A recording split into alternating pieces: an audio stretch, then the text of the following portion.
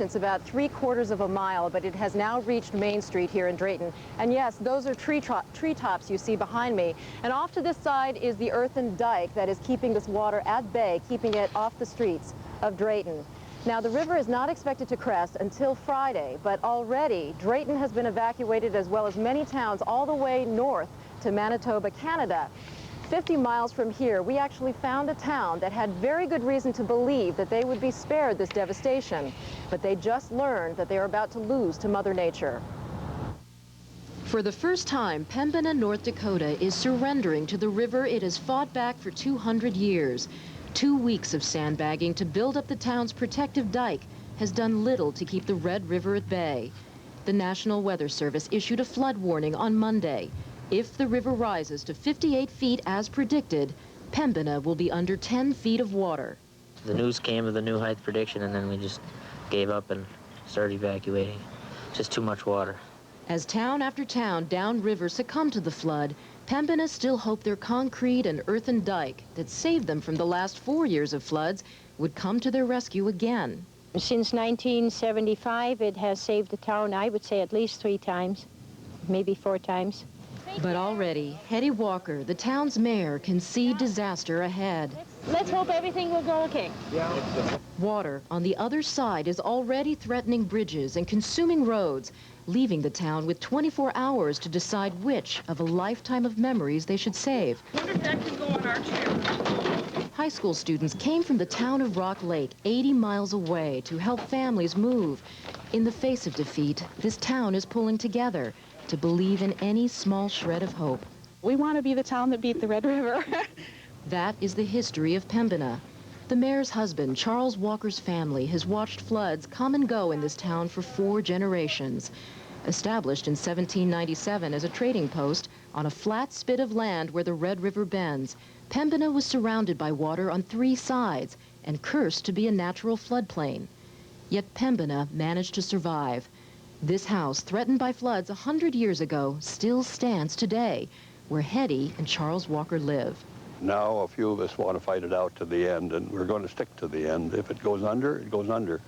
But if we can hold it, we're going to save the country, the town, a terrific amount of money. Pembina's history offers residents the most hope. But this town has never seen the likes of the flood that is heading their way, the worst in 500 years. The situation in Pembina is so serious that sheriff's deputies and the National Guard actually had to move in and helicopter out several residents who are living on farms. Now, back here at Drayton, the National Guard has also moved into town, and with me now is the last citizen of Drayton, the mayor, Beverly Jensen. Beverly, the town has been evacuated, and Yes, I know you had to evacuate very, very suddenly, much sooner than you actually expected. What happened? We had planned to evacuate people through yesterday, and on our normal dike patrols, we discovered a rupture in the dike about 2 o'clock last morning. And then we checked it out and double-checked the rupture was enlarging, so we decided as a safety factor to protect our citizens, we declared an emergency evacuation. So the sirens sounded at, what, 2 or 3 in the morning? The sirens went off at 3 o'clock. Our citizens had been prepared by a public meeting and distribution of flyers on how to react if they heard the sirens. And we had everyone out of town in an hour and a half. They did a marvelous job of evacuation. But it meant that they could only grab, what, a duffel bag, and that was it? They were told they could take a duffel bag and a pillow and a blanket. That's terrific. But you found a temporary solution, at least, a wooden fence that we saw running along a lot of these earthen dikes in town that added some instant height to the dikes.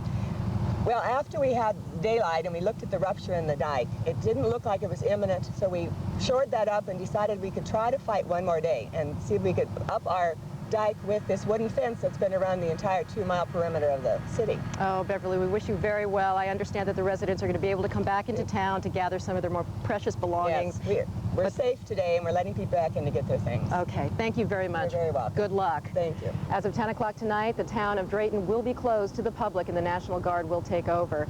The situation that all the people downriver, and as you know that the river moves north towards Canada, so downriver is moving north. All these small communities are looking at the situation in Grand Forks, and they're seeing the kind of devastation that can happen to their own communities. Literally, buildings and trees underwater, fires raging, out of control simply because the rescue workers cannot get to them. Part of the problem, though, is that they've got to get people out very quickly, even days before the river crests, because as the situation shows in Grand Forks, the water can rise very quickly, cutting off access to roads that can get people safely out of town. And that story, as we mentioned, was on Good Morning America today, and we saw that they were still fighting when Aaron was here and brought us his story from late this afternoon in that area. And then later in Good Morning America, they also came back and talked more about us. That's right. They featured Grand Forks. Let's take a look at that segment. The flooding of the Red River is turning more city blocks in Prairie Land into inland marinas. Grand Forks, North Dakota is still hardest hit with 90% of that city underwater. And that is where ABC's Lisa Salters is this morning. Good morning, Lisa. Good morning, Elizabeth. Well, despite all of this mess, there really are some silver linings here if you look for them. But for the most part, when the sun comes up in Grand Forks, it's just the beginning of another day underwater.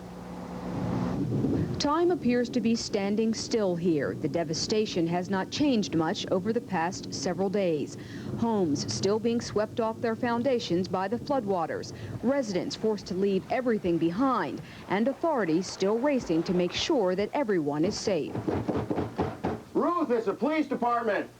For the thousands of flood refugees, newspaper headlines describe the nightmare that is their lives. It's a burden that's becoming increasingly harder to bear. You know, you'll sit here and you'll start thinking about things and you'll want to cry. And even the president was moved by the enormity of this crisis as he toured the region by helicopter.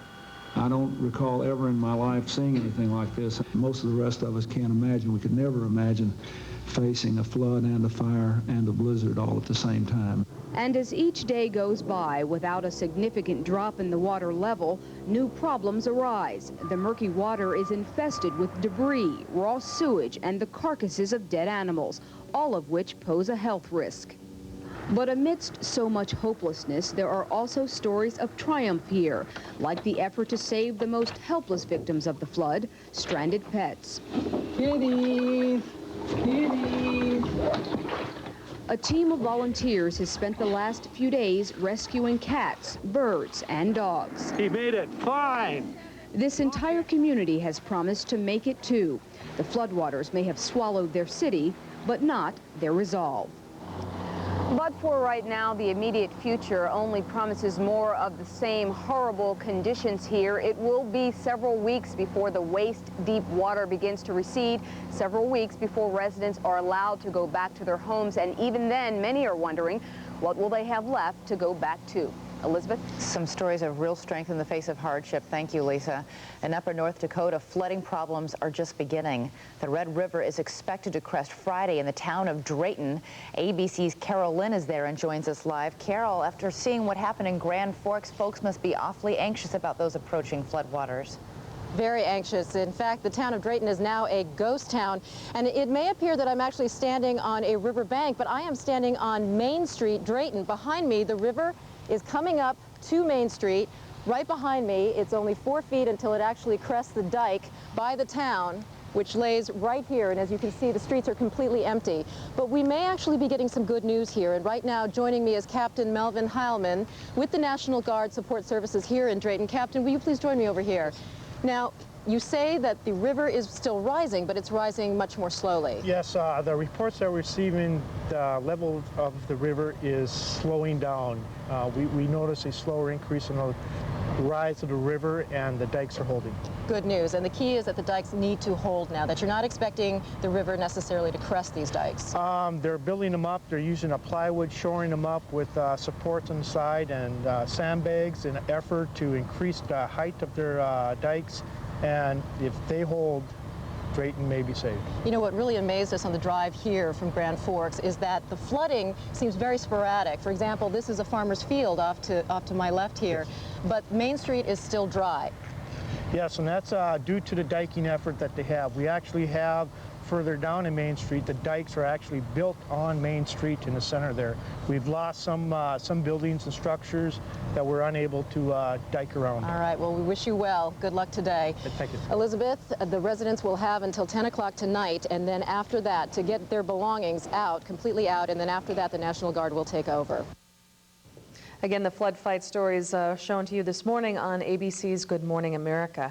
Well, 2 towns downstream of flood-rich Warren, Minnesota seem to be holding well against high water on the Snake River. Alvarado Mayor Lloyd Wilkie says the town's high dike seems to have held the water out, and Highway 220 entering town from the south is once again open. Now, 6 miles to the west, Oslo continues to remain an island town, but a dry island. The water level stands at 38.1 feet, 4 feet below the dike level.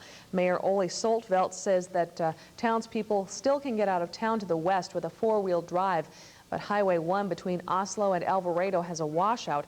A lot of rural Osloites have stayed with their farms, too, helped by sandbags thrown by neighbors and National Guard troops. So a lot of areas touched by the Red River and its tributaries tonight. Yes, we got another fax from the Grand Forks Emergency Management trying to clarify their where they're going to let people in, and it is what we suspected. They mean west of South Washington, south of South 13th Avenue.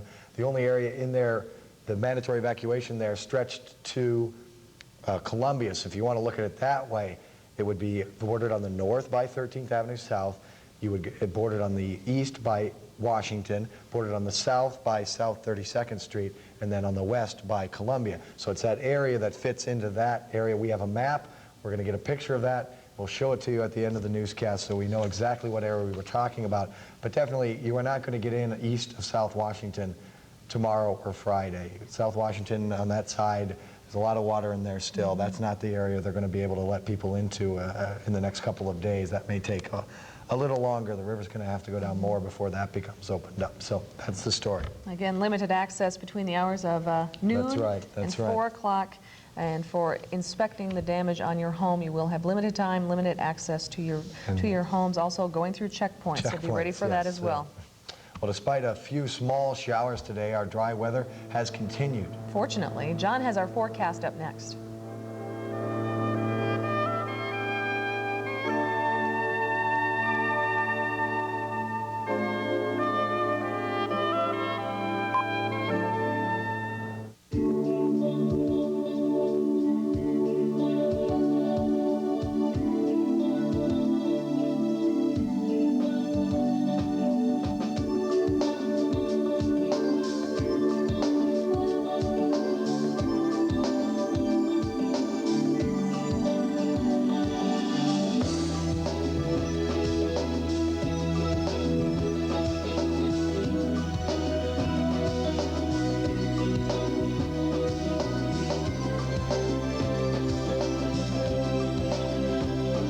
Until there are no more people in need. Until everyone in every neighborhood knows how to save a life. Until you and those you love gain the knowledge to be safer. Your Red Cross will be there, close to home. If you believe in all the Red Cross does, please help us keep doing it. Call now and offer your support.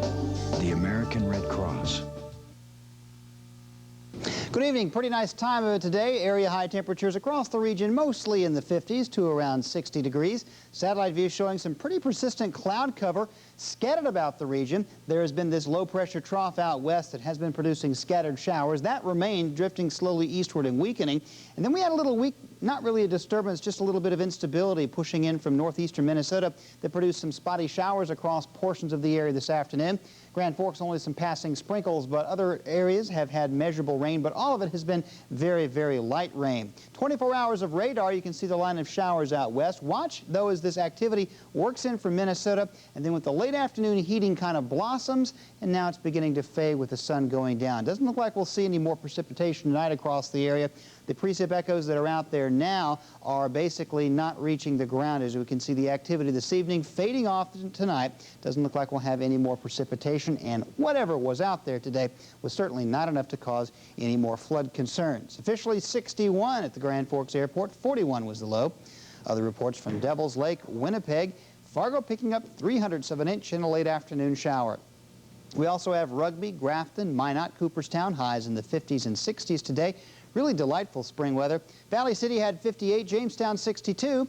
It was 56 in Bismarck, and the Twin Cities had 55 degrees. Other reports from Thief River Falls, Roseau Warroad had 53, and up in Bemidji, 54 degrees. There were some spotty sprinkles across northwest Minnesota.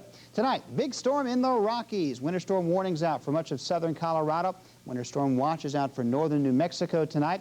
And in the high plains down south, they're bracing for the next onslaught of severe weather expected tomorrow. The plains of Texas and Oklahoma will likely see a big severe weather outbreak with this strong storm working into a fairly unstable air mass.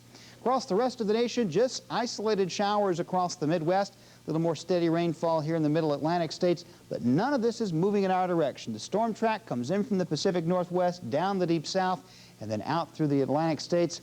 Nothing moving our way that will cause any concern. There will be the possibility of spotty showers again tomorrow afternoon, but they won't make enough rain to make any difference. Our forecast next.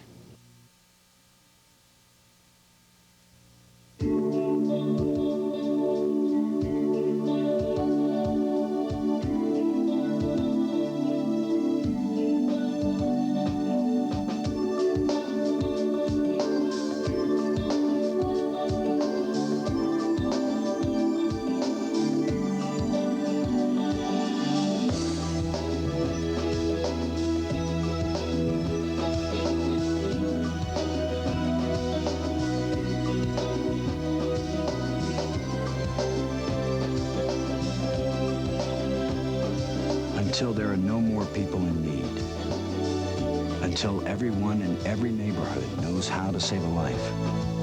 Until you and those you love gain the knowledge to be safer. Your Red Cross will be there, close to home. If you believe in all the Red Cross does, please help us keep doing it. Call now and offer your support. The American Red Cross. Currently 59 Grand Forks, 48 in Devil's Lake, 48 in Thief River Falls, Roseau 46, Winnipeg 45 degrees. And with the temperature at 59, it's quite possible that we're looking at an old temperature here. We have had some occasional communication problems with the Grand Forks Airport, and I'm betting that's about 2-3 hours old, because I'm sure it's cooler than that out there right now. Here's our forecast for tonight.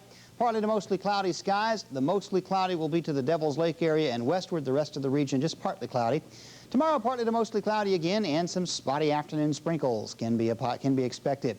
We'll see temperatures tonight falling into the mid-30s most parts, 39 down at Fargo, 36 Grand Forks. Tomorrow's highs, about like today, pretty close to 60 degrees. For tomorrow night, partly cloudy and cool, 34 to 39. And Friday looks like just a fine spring day with high temperatures in most areas in the low to mid-60s and just a little bit of a breeze. The rest of the forecast, we might see another sprinkle or light shower Saturday, but no significant rain expected the next few days, and temperatures will be very average and, for that matter, quite comfortable. Mixture of clouds and sun tomorrow, maybe a spotty shower, but no worry. Highs near 60. More after this.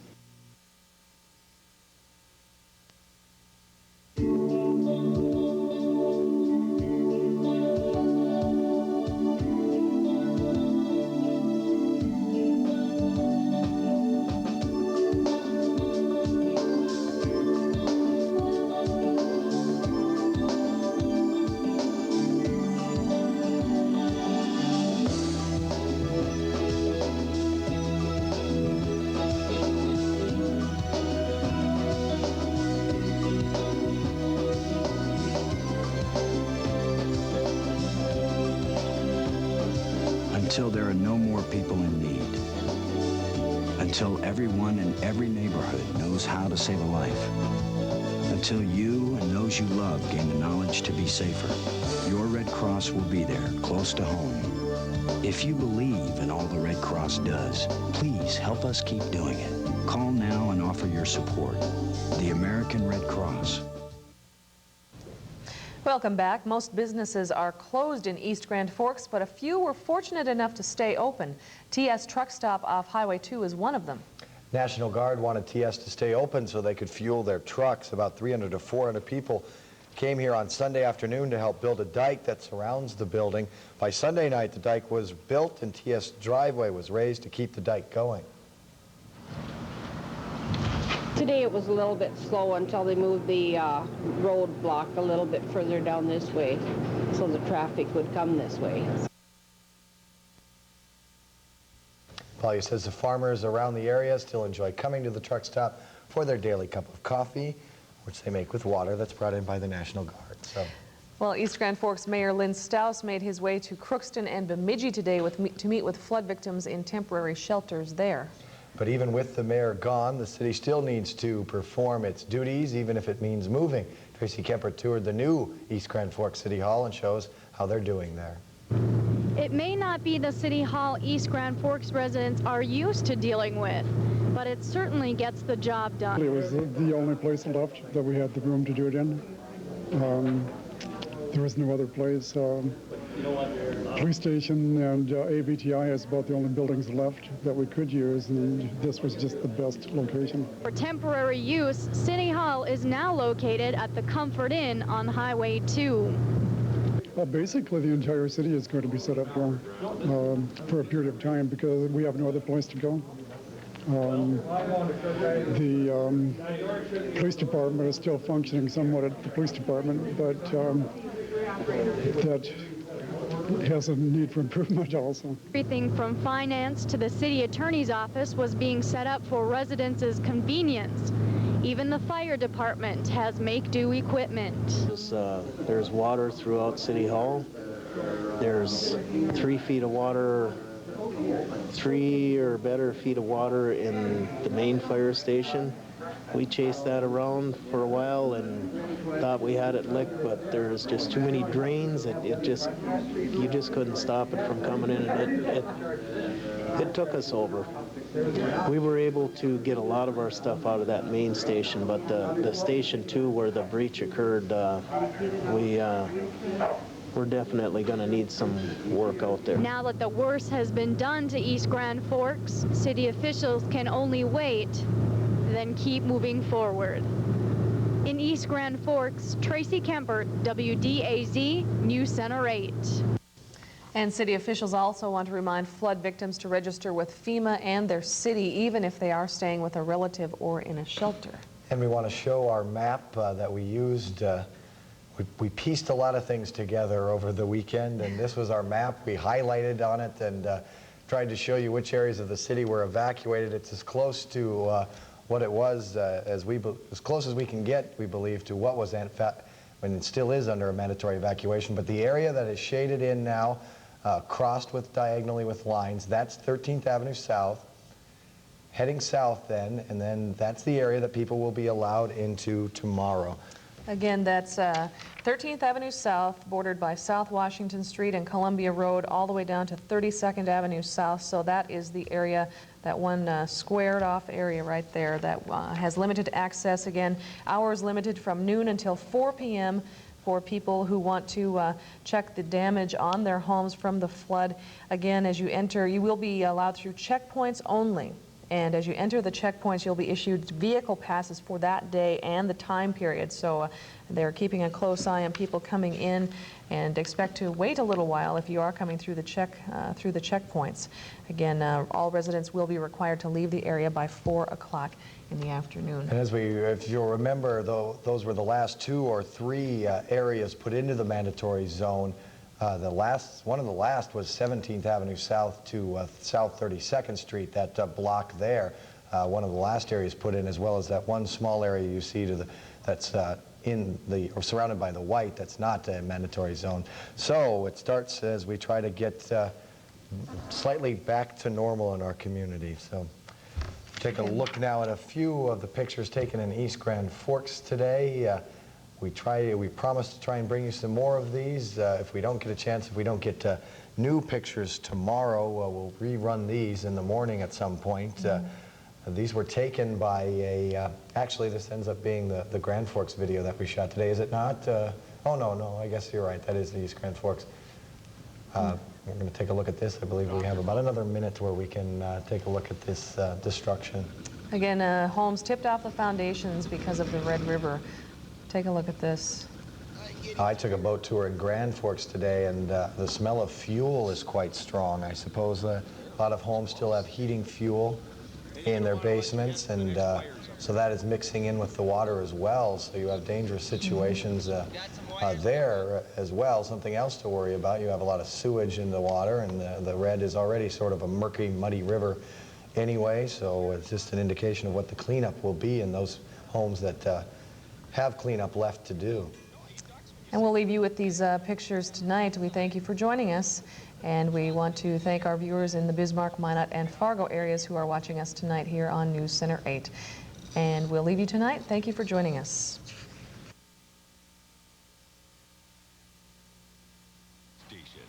Kind of just got to let everybody else, when this stuff settles out, take care of their problems. That could be, yep. That looks like a water bucket from here, but... It drops about 2,000 gallons each drop. They must have a fire going somewhere again. Yeah.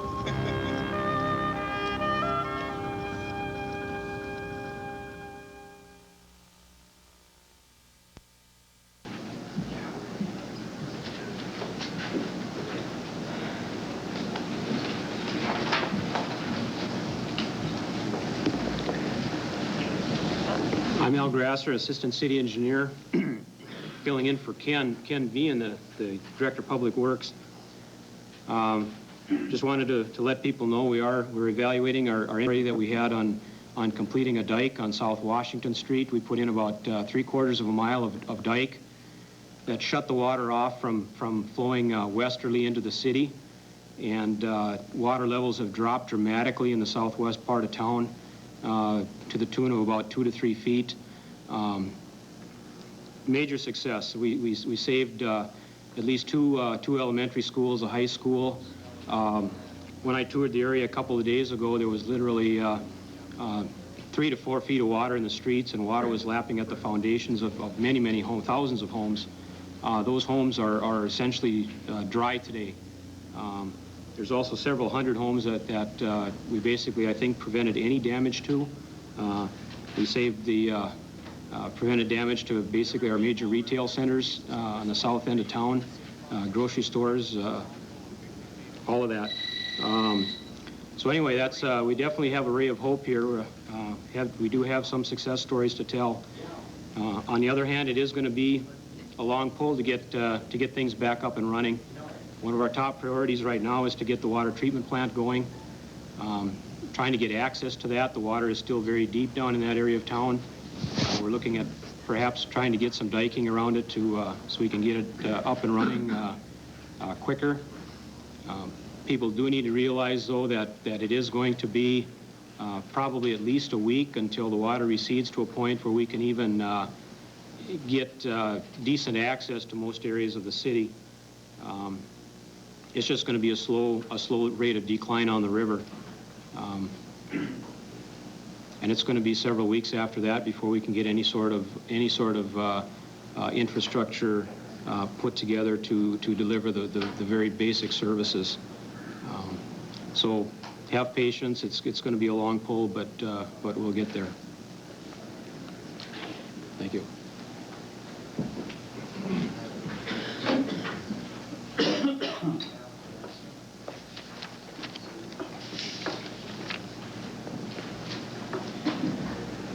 Good morning. I'm Mark Sanford, the Superintendent of Schools in Grand Forks. Grand Forks is the university has that prepared. That's where we'll hold it. But we've had invitations from our friends at Grand Forks Air Force Base and other places in this community, so we are planning on graduation.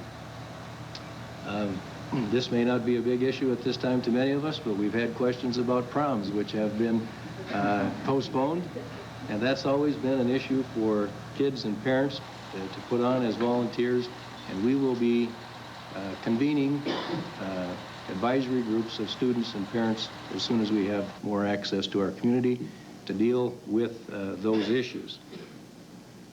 And finally, as Al indicated, we have 3 buildings that seem to be in relatively good shape, and we think there are a couple of others that we can address quickly.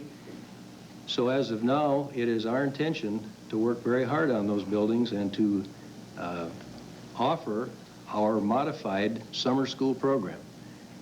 Most summers we have 3,000 to 4,000 students that opt to take summer school, and we think that with Red River and with Century and with Ben Franklin being available and maybe a couple of others, that we would have space to do a good job with the full summer school. So we want to get back to our traditions and to our roots, in the school district as quickly as possible, and we think that starts with graduation and with summer school, and then we're back in business. Thank you very much.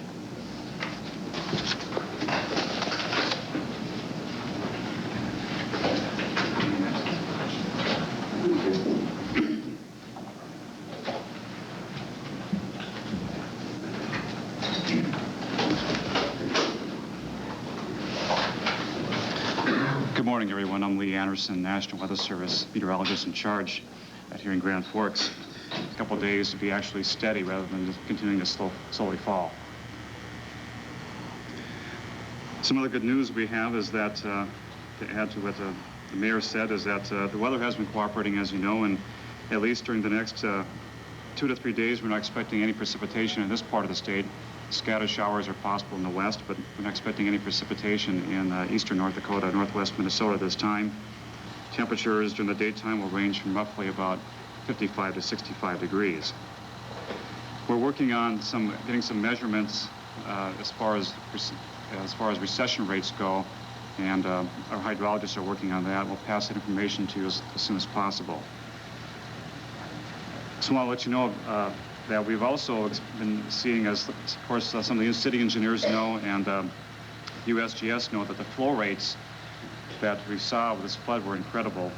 Typically for the East Grand Forks site, typical average for the river here, a flow rate would be roughly about 5,000 cubic feet per second. That's for like a summer average, July average. However, with this situation here, we were seeing flow rates of as high as 110,000 cubic feet per second. That's incredible. 110,000 cubic feet per second.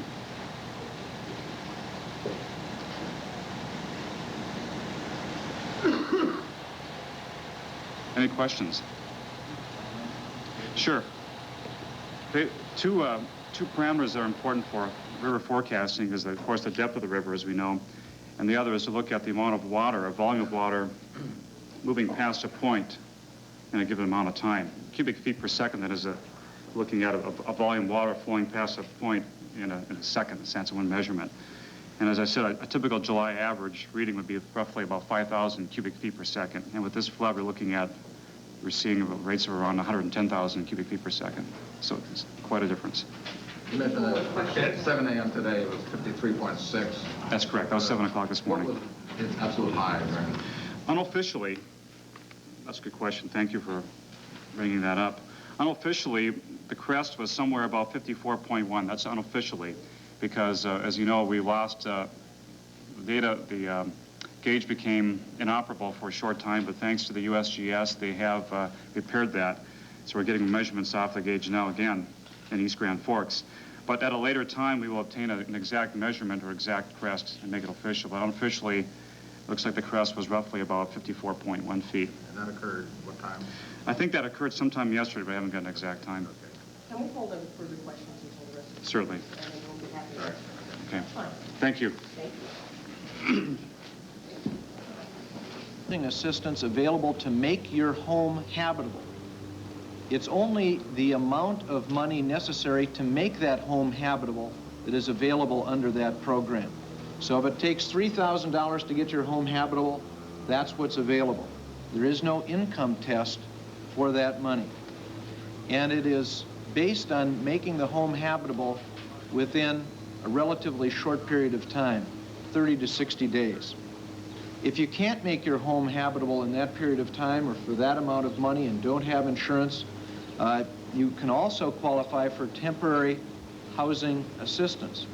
That is available for up to 18 months. There is also emergency unemployment insurance. Even if you would not normally qualify for unemployment insurance, that means... Play dike around the water plant on the north side of town. Along Main Street, a plywood dike is in place, bringing cause for optimism here. It just makes you wonder if it ain't gonna calm down. Pretty optimistic right now. Everybody in town is. We're very secure behind that plywood. No problem at all. The water's about halfway up on the dirt now over there, so we're in good shape. Is Grand Forks kind of hanging in your mind when you guys are doing this? I think a little bit. It's just devastating, you know. Those people are, we're going to do everything we can to keep our town here.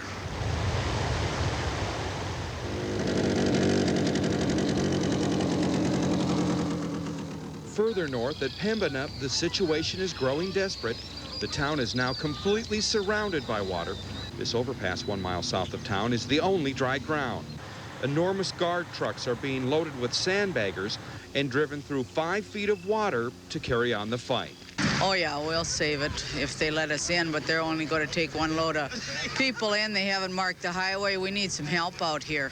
We've got sandbags coming from Fargo and all over the place, so we need help. But the water is already too deep for these trucks hauling sandbags, so the bags have to be unloaded and loaded onto these larger National Guard trucks to even get into town. Right. It's long process, but we're trying to help wherever we can. So for now, a relative handful of people try to hold back an ocean of water. In Pembina, North Dakota, Neil Carlson, KVLY News 11. The red is expected to crest in Pembina on Sunday or Monday at 58 feet. That's 17 feet above flood stage. And Charlie, I'm standing now in a point just off of South Washington and 36th Avenue. You can see the area behind me is covered with water. This is one neighborhood where people were not allowed back in. Only time will tell before we find out when they will be allowed back in. Okay, Darren, and we'll hear more from you coming up at 6 o'clock. We'll see you then. Okay. Thank you very much. Some of the temporary dikes built on Fargo's south side may become permanent fixtures. City officials say earthen dikes near the Greenfields and Timberline developments could be improved to protect against future flooding. They hope to decide within the next few weeks which dikes to keep and improve. Overland flooding from the south isn't just a threat when we have record flooding. It's a concern every year when we get a rapid spring melt. City officials say crews won't be removing dikes for a couple of weeks yet. Dennis Wallaker says the city's comfort zone is at 30 feet, and he expects the Red River will drop to that by about May 6th. Well, here are the latest river levels for the Red River. Grand Forks, East Grand Forks, the red is at 52.62, should fall to 50 feet maybe by Sunday. At Wahpeton, 17.4 and falling to 17 by tomorrow. At Hickson, 35.74. At Fargo, 36.75 and should fall to as low as 35 perhaps by Sunday. At Halstead, 39.53 with a slow fall. At Drayton, it's near its crest at 45.47, could rise as much as a half foot. At Pembina, 54.5, the crest of 58, still set for Sunday or Monday, expected for Sunday or Monday. The Wild Rice River at Abercrombie falling slowly now below 20 feet. And at Hendrum on the Minnesota side, the Wild Rice is at 31.94 in a slow fall. The Cheyenne River at Valley City, 17.5, little change. Lisbon, 18.8, 18.08, slowly falling. Kindred, little change expected from 20.96. The Diversion at West Fargo, 22.5 with little change. The Cheyenne at Harwood is at 891.54 and steady. The Maple River at Enderlin, 10 feet with a slow fall. At Mapleton, 13.2 with a slow fall. The Buffalo River at Hawley is approaching flood stage now on the downward fall at 7.61. And at Dilworth, it's slowly falling from 16.1. Red Lake River at Crookston is at 16.72 and falling. Could be below flood stage by Saturday. The Marsh River at Shelley slowly falling from 22 feet. And Tom, we don't expect any significant precipitation to change any of those predictions, right? No, I'm not expecting that. There will be some showers popping up here and there because of all that moisture near the surface, but nothing that's going to be covering it. Both of those are pretty much running wild. They have no way to get to the water, get into the water to take care of that problem. Now, on the evacuation center side of things have changed a great deal. Out in the Red Cross shelter, that was the makeshift shelter out at the Air Force Base, Grand Forks Air Force Base, some 3,000 people were there on Sunday and Monday. Well, today we did some checking. There are only 400 people out there. With that side of the story, Don Shelby joins us to tell us where these folks are going. Don? Larimore. Remember the name, Jonathan, because a lot of people up here in the Grand Forks area, particularly the evacuees, will remember it for a long time. Usually this sleepy plains farming town is home to about 1,500 souls, but today it has grown to 4,000. That's a staggering number. They've moved the fire engines outside of the only station in town because inside, Larimore needed the room. Truckloads of clothes lined the tables just where fire hoses usually are coiled up. are piled hundreds of children's stuffed animals. 2/3 of the homes in this small town have taken in families from Grand Forks. Terry Petron has done his share. Okay. Well, we had 21 besides my family of 4 to start off with. Right now we're down to 10 besides my family, so we got 14 staying here total. Only 14 staying in his house. People all over the town of Larimore are like that. Also, an entire nursing home, and a lot of people ask us how the elderly are doing up here. An entire nursing home that was flooded out in Grand Forks is now inside of the high school gymnasium. We'll tell you about that a little later on at 6 o'clock. And also, the Salvation Army is doing something unprecedented, John. It is telling people now that those 400 remaining at the base, they will fly them, bus them, put them on a train, and pay for their tickets anywhere so that they can get with their families and out of those shelters. They also said something that resonated with you and I today, Jonathan. That's the only time they've ever done that, the Salvation Army, is in the Oklahoma City bombing case. Yeah, I remember that. All right, Don, thanks very much for that. We thought it would be interesting for our viewers, for all of you to see a different perspective on what's happening as far as the water going down. The best way to do that is from the air, and our Captain Dale Dobish is up in live eye in the sky. He's going to give us a bird's eye view of the kind of landmarks we now could see where a couple of days ago we couldn't. Good afternoon, Captain Dale. Good afternoon, Jonathan. And yes, you're right. We're over East Grand Forks, just on the Minnesota side of the river, and you can see that snaky line there on the backside of the houses. That's the dike that went under on, I believe, Saturday, and it's reappeared. Of course, now they're going to have to knock part of it out so the water can escape. However, the water has dropped about 2 feet out here in East Grand Forks, and the houses are starting to come back into view. In fact, just a little bit more east here, things are going quite well. The streets are even starting to appear, so things are looking better. However, there's an awful lot of water to continue to get out of here. Jonathan? Yeah, there really is. All right, Captain Dale, thanks very much for that. Throughout the coverage of this disaster, we've always been looking for the glimmers of hope, for folks who are holding out and doing things that are making other people feel a lot better about the situation. And one of those glimmer of hopes came, well, from some folks who are now on some common ground, or some familiar ground to them, the post office. Try to have fun doing it, too. Try to have a positive attitude about everything. Mail distribution returned to the Grand Forks Post Office this morning, and all week mail call was handled at the Air Force Base. One thing that did not change today, long lines of customers who are lining up to get their mail. And we did share with you last night one woman who got her mail. It was bills, but it was enough to put a smile on her face. That's the latest from Grand Forks in North Dakota. We'll go back to the studios in Minneapolis to find out what the headlines are closer to home. Amelia? Okay, John, we'll see you a little later. After a visit to the flooding front lines, Elizabeth is as comprehensive as it is horrific. I mean, this is a god-awful scene. But just as god-awful is the fact that this disaster has touched virtually everyone in the community. I was there last weekend, and for an example, on a boat ride, as we toured the devastated downtown, the photographer taking pictures said as we passed the newspaper, I might get a little emotional here. I asked him why in particular. He had lost 25 years of negatives in the fire of the Grand Forks Herald. All of his life's work reflected in his negatives, all of them torched and left without one in that fire. Later that afternoon, I was on a street assessment, looking at areas of town that had not yet been evacuated and the determination being made whether or not they needed to be evacuated.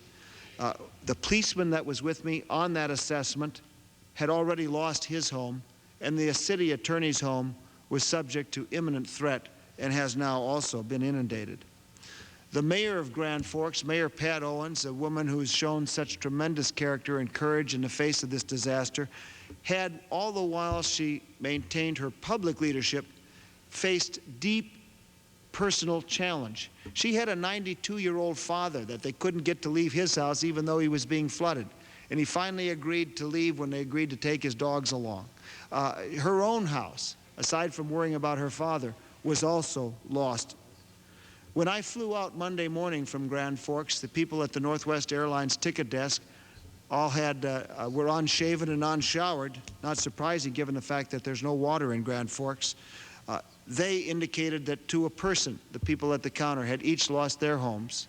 Their families had been evacuated, but they said it could be worse. We still have employment. The telephone company is the only operating business in Grand Forks today, and it's operating because it's completely sandbagged. Crews are working around the clock, pumping out water, and actually using blow dryers to keep the cables dry. Boats bring in supplies to maintain the 24-hour shift. The Grand Forks Herald, I believe, is a real example of just the courage of this community in coping with the disaster. The city is presently publishing in a school north of town. The paper's being printed in St. Paul and flown back for distribution in Grand Forks free of charge, because after all, there is free of charge so that people can track the information, and there is no advertising revenue in these newspapers supporting this city effort. This column, "The Day That Changed Everything," was literally written by the editor as the newspaper building burned and destroyed completely that newspaper. The community, being desperate from news, continues to benefit from the heroic efforts of the Grand Forks Herald and its staff, and I really salute them for their effort. Now, the community response to this disaster has really been overwhelming. The Grand Forks Air Force Base, a major Air Force base 13 miles out of town, has brought resources to bear that have been critical to our getting through this. They took a massive 3-bay hangar, hangar and turned it over as an evacuation center, housing up to 2,500 evacuees on cots. Not very comfortable cots, I know, because I slept on one Saturday and Sunday night in that shelter. But the hospitality, the friendliness, the supportive encouragement provided by the men and women of the Air Force working at that base was something to behold.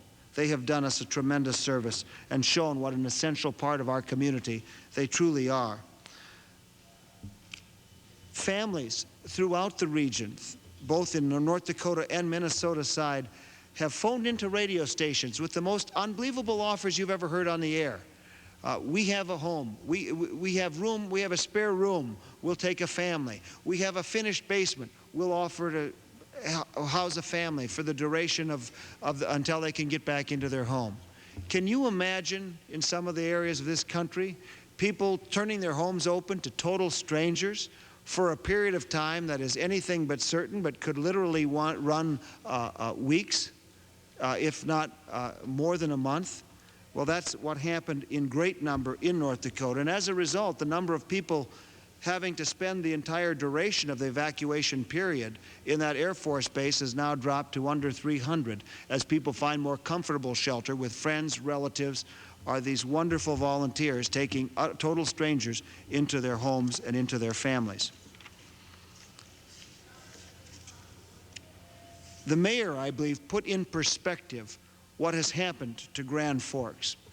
She said, "We've suffered a disaster. Our hearts are broken, but we'll get through this. It could be worse. Property is as difficult as it is to lose precious lifelong possessions, can be replaced, homes can be rebuilt. But to date, we've come through this disaster without a single loss of life, and life is truly irreplaceable." That record held and held again today in Grand Forks, and let us all hope and pray that that continues to be the case, and we will avoid the ultimate disaster, loss of life in this flood. Well, where do we go from here? I'll tell you where we go. We pull together and we build back. The local support has, as I mentioned, been absolutely amazing. And what North Dakotans have seen, I think, to their amazement over the last several days, is the extent of national support that has been extended. There are innumerable stories I could tell you, corporate and individuals from across the country reaching out and assisting. AT&T put free phone lines immediately into that shelter, for an example. Life USA Today Insurance Company called me in my office yesterday and said, "How can we help? Can we send cash? Can we send people up and help clean out? Anything we can do, let us know." The AFL-CIO has contacted me and said, "We want to help. We have people that lost everything they have. Do you have ways you would suggest we can help? Money or trade skills as we build back?" I think making it real personal, something happened in my office this morning that took me by surprise and was incredibly special to me. I saw a fellow I hadn't seen before and a boy with him. I figured maybe they were from North Dakota visiting the nation's capital, but no. They're people that live in the area. And the 7-year-old wrote this note that he wanted me to share with the people of Grand Forks. To the children of Grand Forks, my family and I survived Hurricane Andrews 5 years ago in Florida, and I know that all of you will triumph over these floods of 1997. Accept these small gifts, and good luck to all of you. Peter Boyce, 7 years old, Jamie Elementary School. Well, Peter, his father went on to explain, insisted that they pull together some bottled water, took the canned goods they could spare, and they brought them up, 2 boxes full, and I'm under instruction from Peter Boyce to get those to the children of Grand Forks. That's just a perfect example of how people have reached out. And there are 1-800 numbers established, which I don't believe protocol allows me to share with you on the floor, but the Red Cross has an 800 number, and there, in addition, is a 1-800 number set up through FEMA, the Federal Emergency Management Agency. And any of my colleagues that might like to individually provide the kind of support that demonstrated by the gesture of Peter Boyce, I would urge you to contact those numbers. In spite of how touched we are with this national outpouring and the charitable outreach of thousands of Americans across the country, a number that I believe is going to even grow larger, we need the help of the federal government.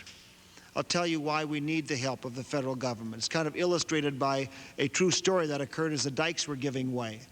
An engineer for the Corps of Engineers, very talented woman engineer that had been there for all of the building of the dikes, she was frantically looking at her topography maps, looking for a secondary line of defense against the flooding waters, and she was crying as she said, "There's no high ground. There's no high ground." Well, unfortunately, that's the case in a figurative way with the status of the city of Grand Forks right now. There wasn't a part of the community left untouched, nothing to build upon. The financial community devastated. The university sent home.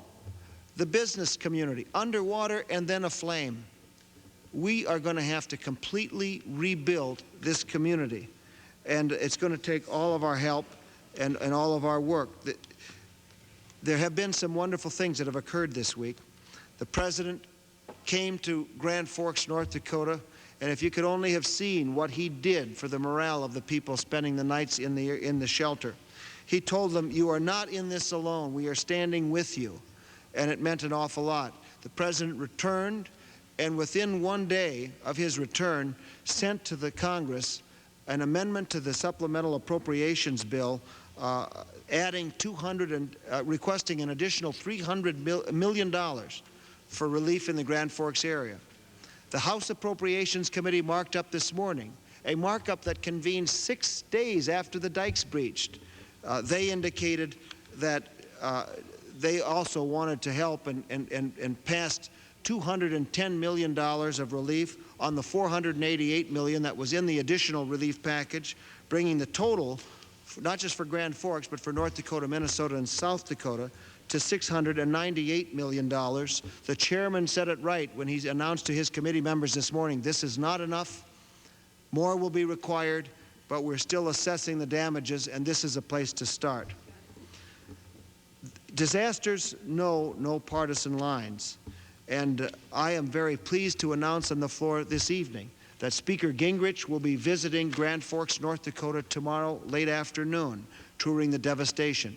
House Majority Leader Dick Armey, a North Dakota native himself, will be touring the area on Monday, all to learn more about the extent of the devastation we have experienced and to be prepared to help. Ultimately, the federal resources will be a critical part of our rebuilding, but even more critical than that and more fundamental than that is the tough character, the tough and resilient character, and the optimism in the face of all odds of the people of North Dakota. I would close with my comments before yielding briefly to the gentleman from South Dakota who in his state also has suffered a disaster he will tell you about. But I want to close with this story, I think, reflecting the resilient character of the people of North Dakota. As I mentioned earlier, I spent Saturday and Sunday night with the evacuees in that Air Force hangar. On Monday morning, as I got up to go to the airport, it was about 5:30 in the morning. And in a hangar full of more than 2,000 people, you're always going to have some people milling about. Even at that early hour, I noticed 2 women, about 70 years old, walking around. I went to visit with them a little. I was amazed at how good they looked. Their hair was all fixed. They were all presenting themselves very, very well, especially given the fact that they were staying in a hangar, and it was 5:30 in the morning. Out of my surprise, I said, "You look great." And one woman replied, "Well, of course, some of these soldiers are really good looking." I think that underscores the unquenchable optimism of the people of North Dakota, and with the help of the federal government and with the help and prayers of the American people, we'll be back, and we'll be back bigger and better than ever. With that, I yield to my friend and colleague, freshman member, who's distinguishing himself